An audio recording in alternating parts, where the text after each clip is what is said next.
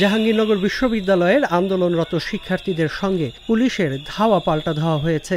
এ সময় পুলিশের ছোড়া কাঁদানে গ্যাস, রাবার বুলেট, সাউন্ড গ্রেনেডের শব্দে পুরো ক্যাম্পাস কেঁপে ওঠে।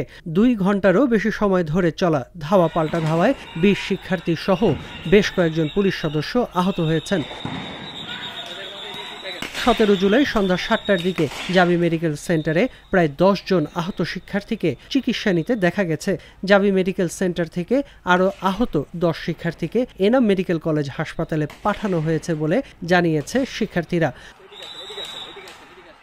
সন্ধ্যা ৭টার দিকে পুলিশি পাহারায় জাবি ভিসি সহ সিন্ডিকেট সদস্যরা প্রশাসনিক ভবন থেকে বের হয়ে নিরাপদে ক্যাম্পাস থেকে সরে যান। পরে ক্যাম্পাস ত্যাগ করা শুরু করে পুলিশ। সন্ধ্যা ৭:৩০টার দিকে সকল পুলিশ সদস্য ক্যাম্পাস থেকে বের হয়ে যায়। পুলিশ বের হওয়ার পর র্যাবের ৭টি দল টহল দিতে দেখা যায়।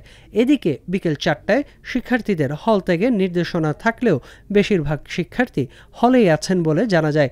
রাত ৮টার দিকেও তাদের হলে দেখা যায়। তবে এর আগে কিছু শিক্ষার্থীকে ব্যাগ নিয়ে ক্যাম্পাস থেকে বের হতে দেখা গেছে।